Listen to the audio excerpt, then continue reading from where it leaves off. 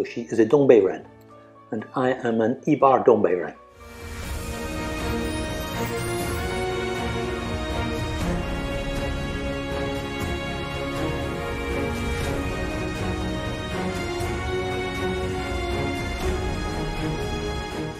But my name is David Ferguson.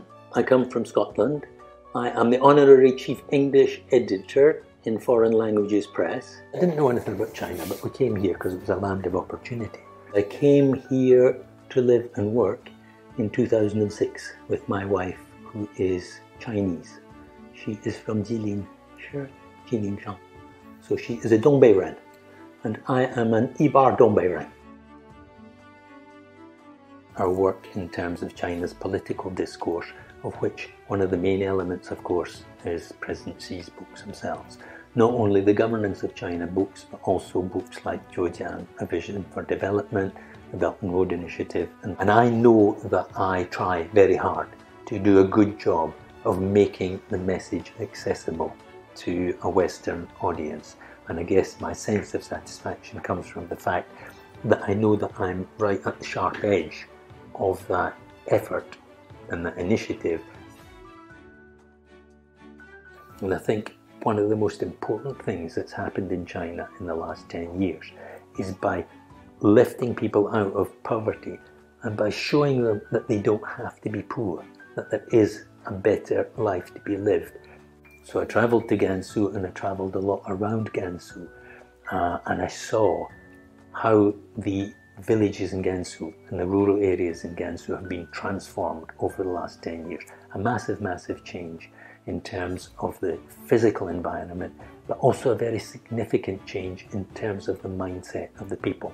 I think that's been very, very important transformation. Over the past 10 years, specifics like the Poverty Alleviation Programme have shown that China's system does work. What I saw in Gansu was individual officials who knew every single household in their village and knew poor households in their village and knew why they were poor and had a plan to do something about it. So what was a conceptual strategy at the top became specific actions at the grassroots, and that's why it was successful.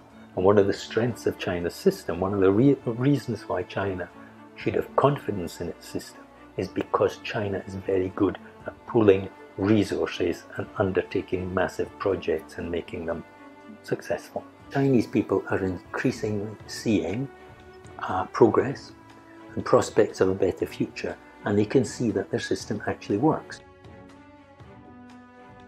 One of the things that I do notice is when I go back to Jilin, I see big changes in the city there.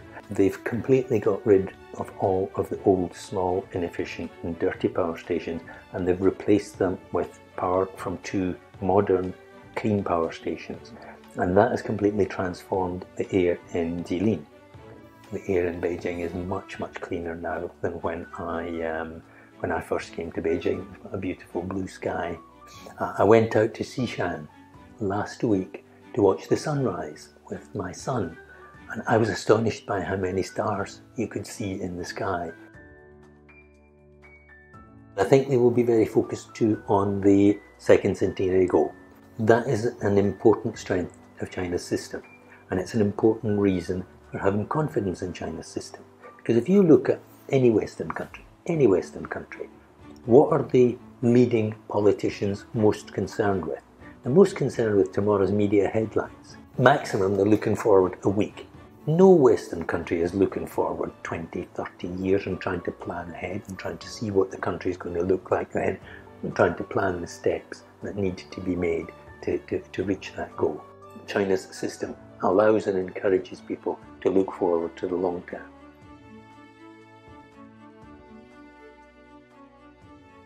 中国互联网发展基金会中国正能量网络传播专项基金资助支持。